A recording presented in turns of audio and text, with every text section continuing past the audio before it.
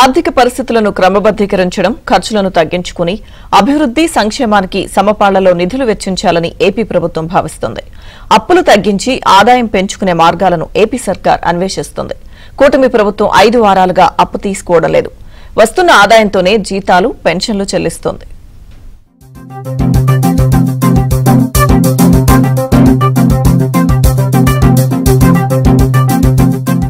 ఏపీలో గత 4.5 సంవత్సరాల కాలంలో శుక్రవారం వచ్చిందంటే సెక్యూరిటీ బాండ్ల వేలం కోసం ఇండెంట్ పెట్టడం, మంగళవారం రిజర్వ్ బ్యాంకు వద్ద జరిగే బాండ్ల ఆక్షన్ లో పాల్గొని సాయంత్రానికి అప్పు తెచ్చుకోవడం పరిపాటిగా మారింది.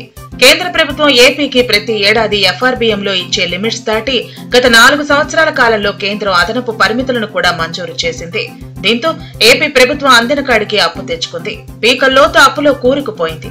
దీంతో గతంలో అప్పు తీసుకురానిదే జీతాలు కూడా ఇవ్వలేని పరిస్థితి ఏర్పడింది.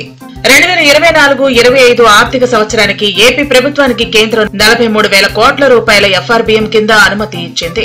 ఇందులో వైసీపీ ప్రభుత్వ హయాంలోనే ఈ ఏడాది మే మాసాంతం వరకు ప్రభుత్వం దాదాపుగా 25,000 కోట్ల రూపాయల వరకు అప్పు తీసుకొచ్చింది. తెలుగుదేశం కూటమి ప్రభుత్వం అధికారంలోకి వచ్చిన తర్వాత కూడా కొంతమేరకు అప్పులు తీసుకొచ్చారు. ఎఫ్ఆర్బీఎం పరిధిని వాడుకుని సుమారు 8,000 కోట్ల రూపాయల వరకు అప్పు తీసుకొచ్చారు. ఆ తర్వాత మాత్రం 5 వారాల నుంచి సెక్యూరిటీ బాండ్ల వేలంకు ప్రభుత్వం వెళ్లటం లేదు. ఇప్పుడు ఈ అంశమే ఏపీలో చర్చనీయాంశంగా మారింది.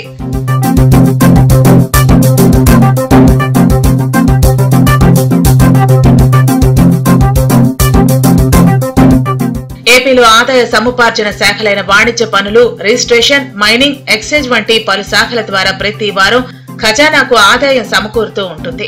ఇవి కాకుండా కేంద్రం నుంచి పలు గ్రాంట్ల కింద నిధులు విడుదలవుతాయి. వీటితో పాటు పన్నుల వాటాలో భాగంగా కొంతమేరకు నిధులు కూడా జమ అవుతాయి.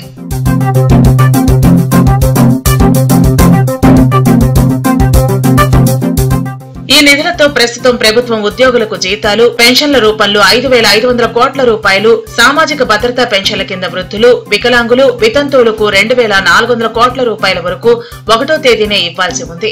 ఇవి కాకుండా తీసుకొచ్చిన అప్పులకు వడ్డీలు చెల్లించేందుకు మరో 4,000 కోట్ల రూపాయలు అవసరమవుతాయి. దాదాపుగా 12,000 కోట్ల రూపాయలు ప్రతి నెల ప్రభుత్వానికి 1వ తేదీ నాటికి ఖజానాలో ఉండి తీరాల్సిందే. ఇవి కాకుండా నిర్వహణ ఛార్జీలతో పాటు హాస్టళ్లు, జైళ్లు, ఆసుపత్రులకు డైట్ ఛార్జీల కింద కూడా వెంటనే బిల్లులు చెల్లించాల్సి ఉంటుంది. ప్రస్తుతానికి ప్రభుత్వం ఈ ఖర్చులు భరిస్తున్నప్పటికీ అటు అభివృద్ధి కార్యక్రమాలతో పాటు ఇటు సంక్షేమ కార్యక్రమాలకు కూడా నిధులు విడుదల చేయాల్సి ఉండటంతో భవిష్యత్తులో అప్పులు చేయక తప్పదని ఆర్థిక నిపుణులు స్పష్టం చేస్తున్నారు.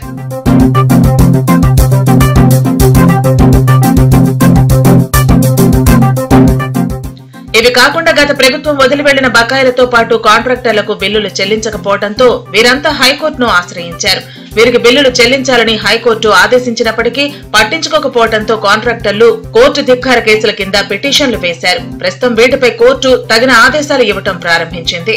దీంతో ఈ బిల్లులు చెల్లింపు ప్రభుత్వానికి తప్పటం లేదు. ఇవి కాకుండా సూపర్ 6 కింద ఇప్పటికే కొన్ని ప్రారంభించినప్పటికీ మరికొన్ని పథకాలను వెంటనే ప్రారంభించాల్సి ఉంది. తల్లికి వందనం, ఫీజు రియంబర్స్మెంట్, మహిళలకు ఉచిత బస్సు ప్రయాణం వంటి పథకాలు ఏపీ ప్రభుత్వానికి ఆర్థిక భారాన్ని కల్పించేవే. ఈ పథకాలను ప్రారంభిస్తే అప్పులు చేయక తప్పదని ఆర్థిక నిపుణులు చెబుతున్నారు. ఏపీలో ఆదాయాన్ని పెంచుకోవడంతో పాటు కేంద్రం నుంచి రావాల్సిన బకాయిలను కూడా రాబట్టుకుంటేనే ప్రభుత్వ ఆర్థిక పరిస్థితి సాఫీగా ముందుకు సాగే అవకాశం ఉంటుందని నిపుణులు విశ్లేషిస్తున్నారు.